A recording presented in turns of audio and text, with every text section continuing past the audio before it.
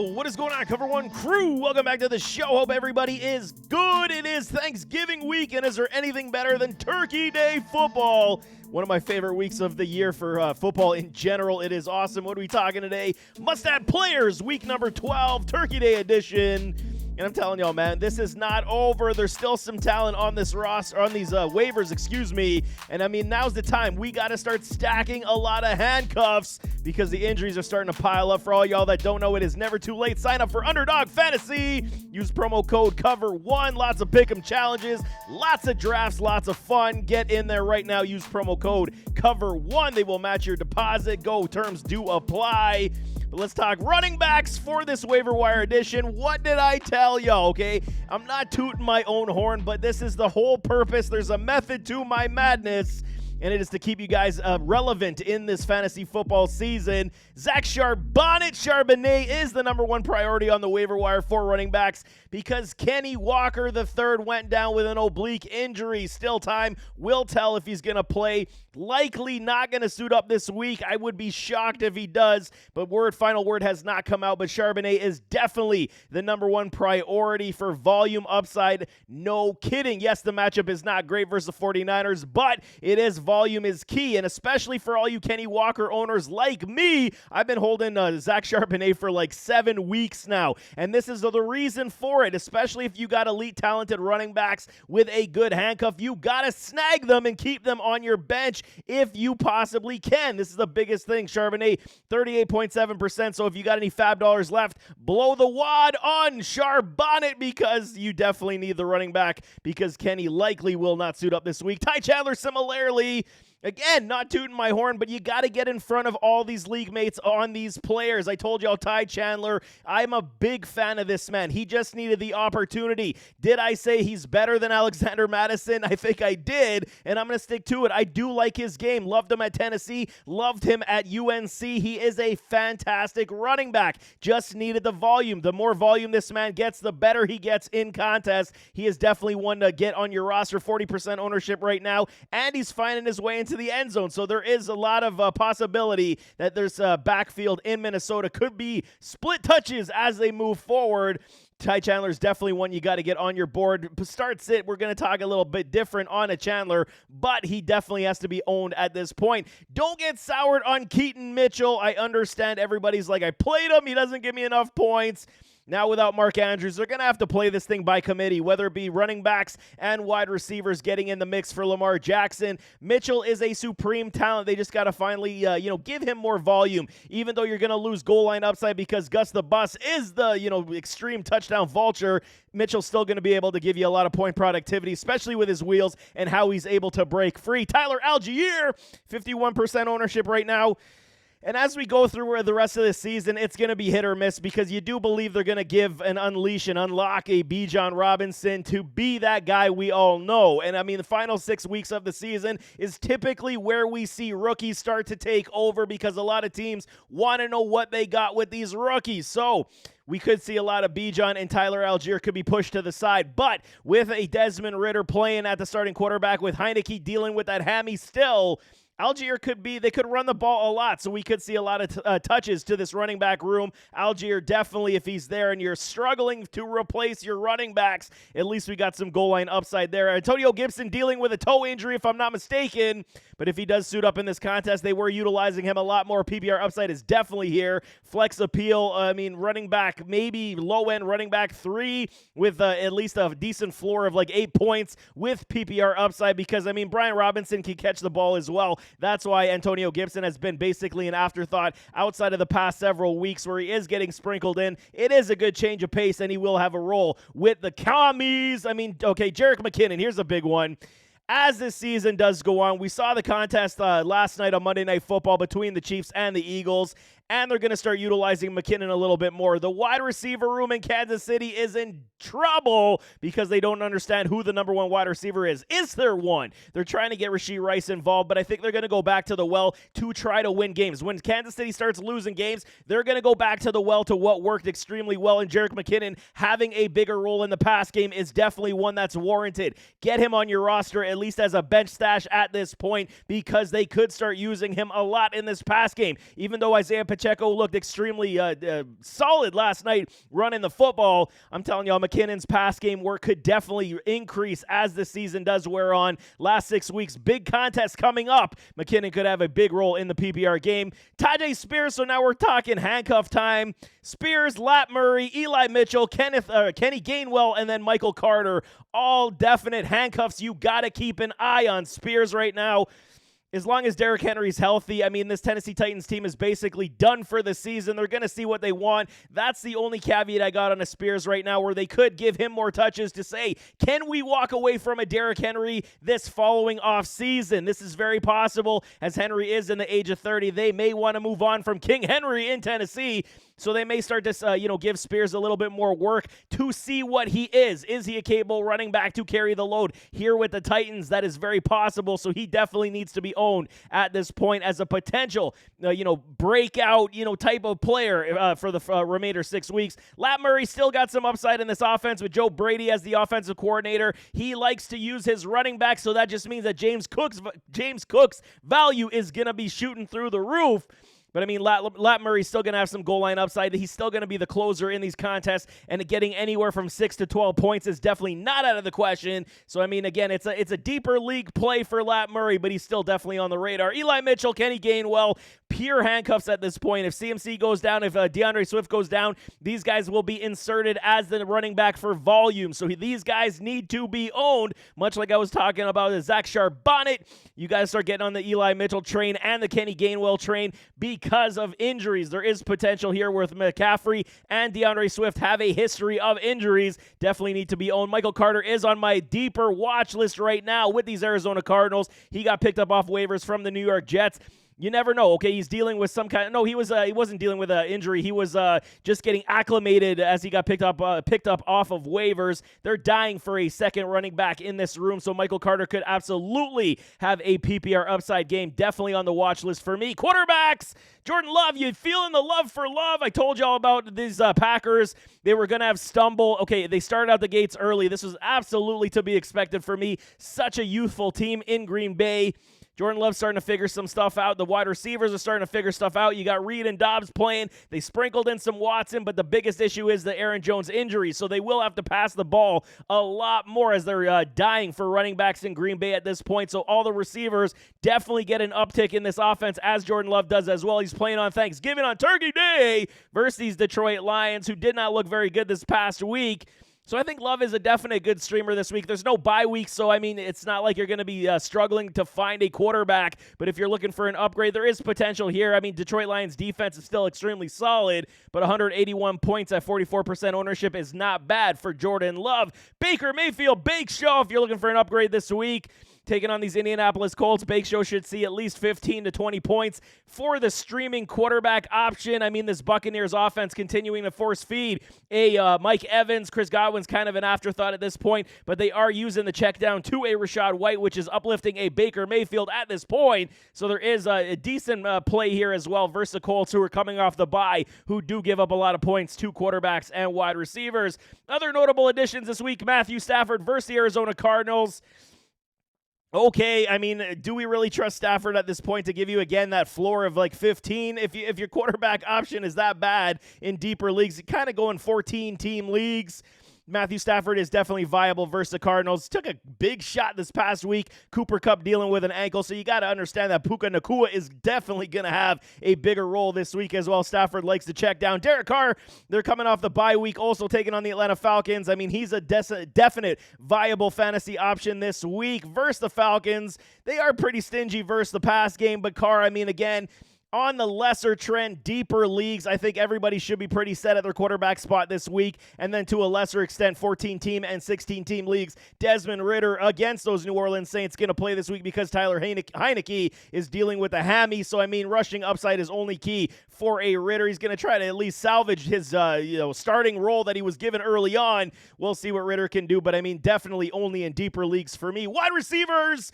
Down for Downs, Josh Downs. Okay, everybody dropped him because they require the space for the bye weeks, and now it's 47% ownership. He's going to likely be there for y'all, but it's time to spend those fab dollars on a Downs as well, because the last 6 weeks, like I'm telling you, rookies start to show what they are. Josh Downs went into the bye week having a gorgeous diving grab. He is a true baller in no respect. He's one of the better ones out of this draft class. I'm telling y'all, always been a fan of Josh Downs. I watched a lot of UNC football, and they definitely turned my eye. I've been a huge supporter of this man. He's got to be on your roster. 85 points. His PPR upside will definitely be here in the final 6 weeks. Rashid Shaheed, 34% ownership, almost 100 points this season. Now with Michael Thomas dealing with that injury, the knee injury, he's likely out for some time. We still haven't gotten word overall of how long it's going to be, but he is on the doubtful at this point. They need some influx of big playmaking ability, which Shaheed definitely does, so they might change this offense just a little bit. Even if, Derek Carr does not suit up in this contest due to that shoulder and concussion, Jameis Winston can sling the ball, and Shaheed would be down the field. He definitely needs to be owned at this point. He will still likely have that boomer bust category, but I do like Shaheed being added to your rosters. Reed and Dobbs from the Green Bay Packers, like I'm saying, both 100 points respectively, just over. And they're both viable at this point. Reed looks absolutely stellar, and like I was saying with his scattering report going back into the offseason, he will dominate the slot in this league. He is that good. He can play outside also, so if they do decide to mix and match, he will succeed. But in the slot, he's just going to own linebackers, and he's showing it on the jet sweeps. He's got wheels. He is a very talented player, and he will continue to have a heavy role in this offense where Romeo Doubs is going to be the TD guy that Jordan Love does look to, and he's going to have a expanded role as they continue. Like I said, Aaron Jones down with the injury. They only got A.J. Dillon. They're going to likely bring in some running backs from the practice squad, maybe off free agency, maybe if they can find one. But, Reed and Dobbs definitely going to be a bigger role where Reed is going to have at least some sprinkles in the rush game to help aid, run the football in Green Bay. But both are definitely fantasy viable if you're struggling for wide receivers. Noah Brown, he was dealing with an injury this past week. Now, check the injury report before you pick him up. But I think that, we saw what this offense wasn't without him, as Bobby Trees, Robert Woods was dropping some passes, and when Noah Brown was in, they looked stellar. So I do believe that if Noah Brown is healthy, he definitely needs to be picked up, owned, and potentially started in your flex spot moving forward, because it's going to be Tank Dell, Nico, and then Noah Brown in this offense, helping CJ Stroud continue his fabulous play. OBJ, Odell Beckham Jr., 36% ownership. And, he hurt his shoulder. Man, this guy, the career is on the downtrend. We know this. But without a Mark Andrews, they're going to have to, go with the aggregate and try to get everybody involved. OBJ at least is seeing some targets come his way, moving the football when he's able to. Almost 60 points on 36% ownership. OBJ is definitely viable for your flex as well. Pop Douglas, it's a tough situation for me in New England to trust any of these players. No Mac Money Jones. It's no Money Jones. He's been relegated to the third-string quarterback. They're probably going to go with Zappe. And, how much is he going to force feed a Pop Douglas? I'll leave that one to y'all. I'm kind of out on most New England Patriots outside of a Ramondre Stevenson. Jameson Williams.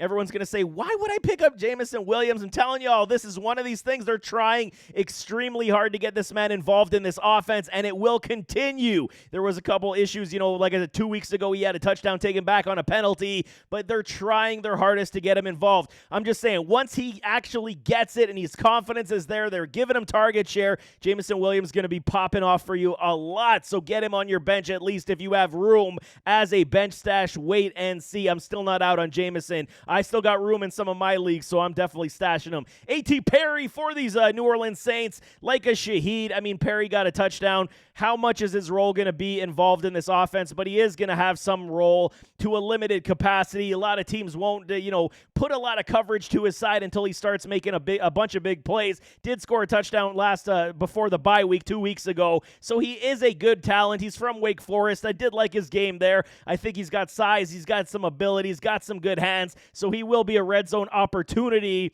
And Perry can be in deeper leagues at this point. I wouldn't necessarily rush to the wire to go and grab him, but he's definitely on my watch list. Zay Jones, Okay, so Zay comes back and Ridley pops off. I mean, this is how it is. So a lot of coverage has to be dictated to the sides of a Kirk and a Zay Jones. Absolutely uplifts a Calvin Ridley, but there will be possibility because a Trevor Lawrence does have chemistry with a Zay Jones. So once he gets back on the field, he did have some off-field issues. Surprised enough that he's not being looked at by the NFL league office at this point, but there is potential that he could be owned and started in your flex as well. I think it's 1 week away from me, though, before I start picking up a Zay Jones. Khalil Shakir makes a huge 80-yard touchdown play.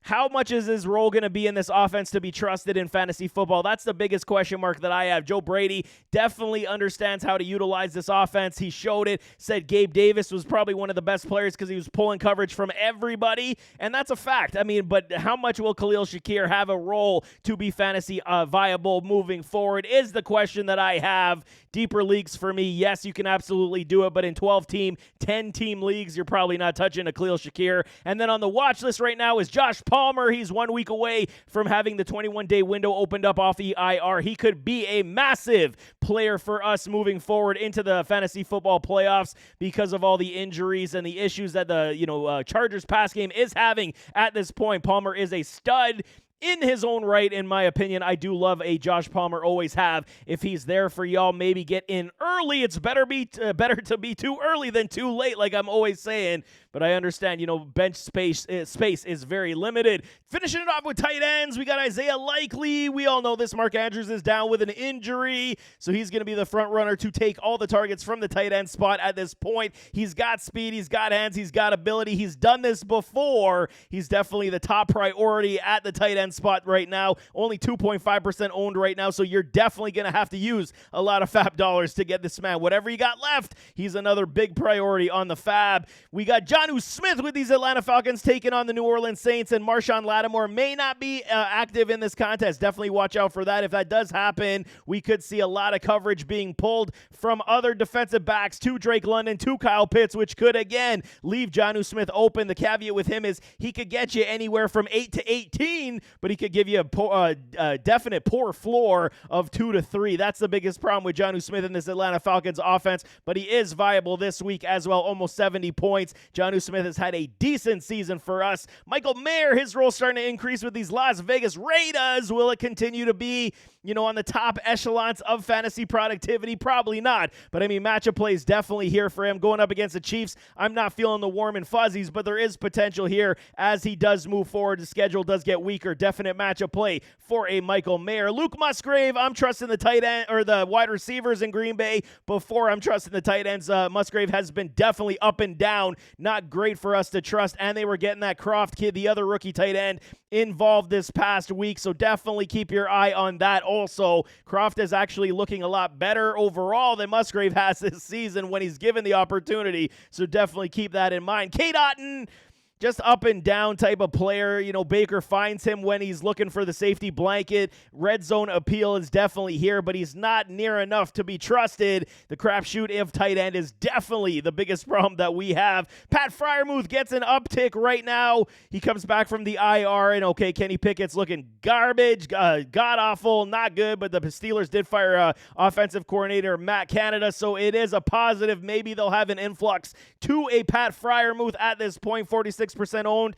He's definitely one of these guys, man. Red zone appeal. He's got great skills. Touchdown upside for days. They just got to get him the ball and scheme him up properly. Gerald Everett's still dealing with the injury. Watch out for that. If he is still out this week, then it is a Donald Parham who got you almost 8 points, half PPR this past week. Gerald Everett would be inserted instantly and immediately if he is healthy as the wide receiver issues. I mean, you saw Q Johnston drop that pass. They're going to go back to the reliable of a Gerald Everett to help this offense and Keenan Allen. So watch out for the injury report. If that is the case, Parham will have his sprinkles as well, giving you a decent floor, at least in this offense. Hudson for the Bengals.